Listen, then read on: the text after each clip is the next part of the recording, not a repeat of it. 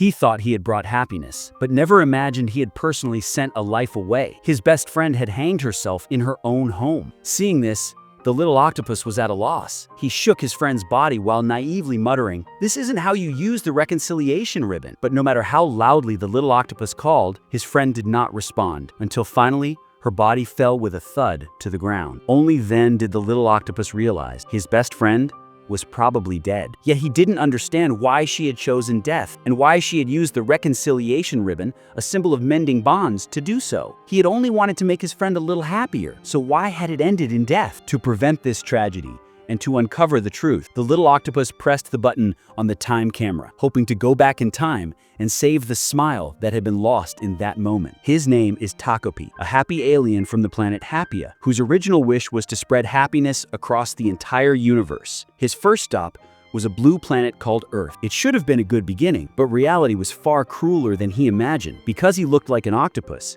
he was almost caught by humans and cooked as seafood the moment he arrived on Earth. Narrowly escaping death, he hid in abandoned pipes. He had no food, no home, nothing. Until one day, Takopi met a girl named Shizuka Kuze. During their first meeting, both were clearly bewildered. She was curious why this octopus was pink. He was afraid the human might eat him. The two stood silently for a long time. Fortunately, Shizuka was incredibly gentle. She didn't eat Takopi. Instead, she gave him a piece of bread, and she gave him a name, Takopi. To thank her, Takopi took out a happiness gadget, a tool that could make you fly freely through the air just by wearing it. He even demonstrated it for her, thinking the gadget would make her happy. But when he invited Shizuka to try it, she declined and turned away, saying, "I'll bring more bread for you tomorrow." That single sentence left Takopi emotionally paralyzed. He didn't understand what it meant. He guessed maybe Shizuka had flown before too. After all, many creatures on this planet can fly.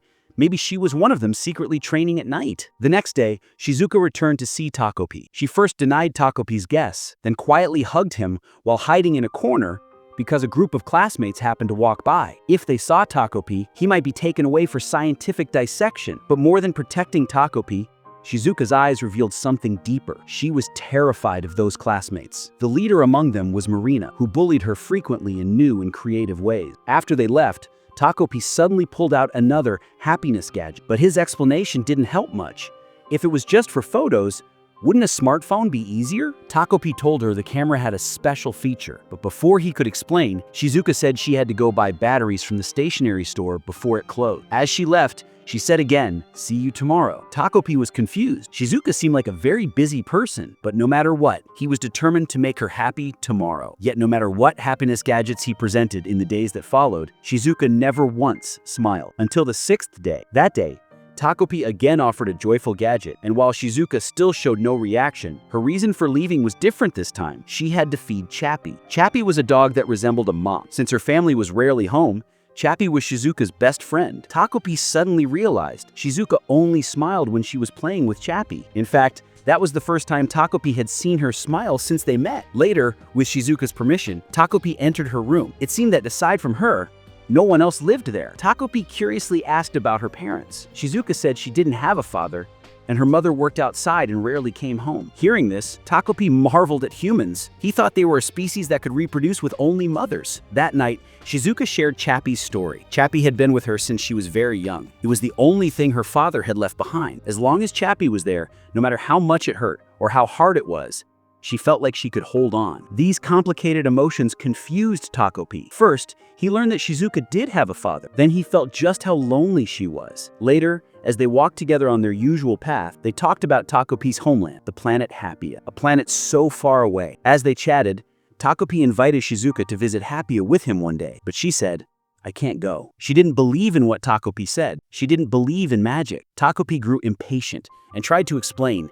It wasn't magic. It was a happiness gadget. Just one push and they could go to Happia. And Takopi firmly believed he would one day make Shizuka smile brightly. In that moment, Shizuka's expression changed. His words had deeply moved her. At first, "See you tomorrow" might have been just a casual promise. But now, Shizuka truly started to look forward to tomorrow. What no one expected was what happened the next day. Shizuka returned to Takopi, her body covered in injuries, her face scratched up, holding Chappie's collar. She told him she had gotten into a fight with her friends. That word, friends, struck Takopi. Shizuka had actually seen those who bullied her as friends. It showed just how gentle a person she was. To help Shizuka repair their relationship, Takopi brought out the reconciliation ribbon. Tie it to both people's pinky fingers, and they'd immediately reconcile. It could stretch infinitely and was very strong. No matter where the friend was, it could reach them. Takopi hesitated. On Happia, there was a rule. Happiness gadgets couldn't be lent to others. But this was the first time his best friend had ever asked him for something. Shizuka's pleading tone touched him deeply, so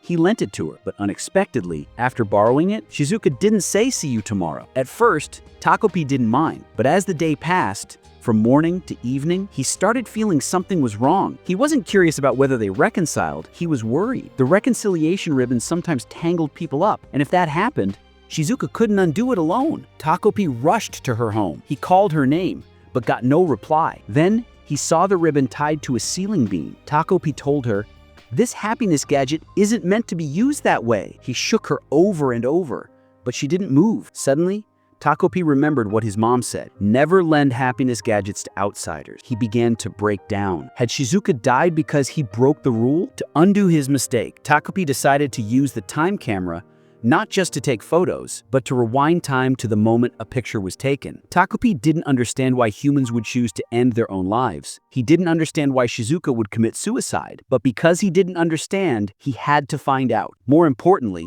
Shizuka was his first friend on Earth, and his most important friend. He wanted to understand her and help her truly smile tomorrow. As these thoughts filled his mind, time reversed to the moment the photo was taken. To uncover the truth and prevent her death, Takopi decided to never leave Shizuka's side. The first stop in his investigation, her school. He thought he'd learn more about her there, but he was wrong. He didn't understand humans at all. He didn't even notice the insults scribbled all over Shizuka's desk. At that moment, Marina approached. Takopi was wearing a happiness gadget called the Hana pin. It made others see him as a cheerful flower, so Marina didn't notice him. But what Takopi saw as a flower, Marina saw as a stinking fishy weed. That made Shizuka feel embarrassed and uncomfortable toward Takopi. Later in class, Marina reported Shizuka for not bringing her homework. Seeing Shizuka's hurt expression, Takopi thought he'd found the cause of her death. Maybe it was forgetting homework. So he rewound time again and told her what would happen. This time, she answered the teacher's question, while Marina couldn't answer. That made Marina resent her even more. At lunch,